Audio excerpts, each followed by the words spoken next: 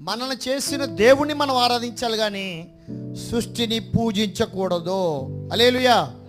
సృష్టికర్తనే ఆరాధించాలి. ఆయన సన్నిధిలో ఎలా ఆరాధించాలి?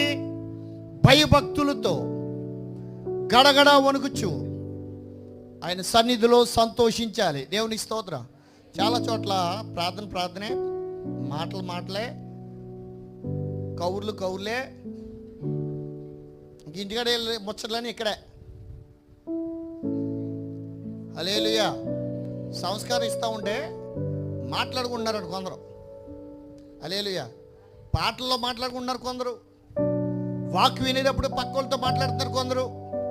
ఏది గడగడ వణికేది? ఏది భయభక్తులేవి? దేవునికి కావలసింది హల్లెలూయా పై భక్తి కాదు. నువ్వు ఆయన అంటే గౌరవం ఉండాలి.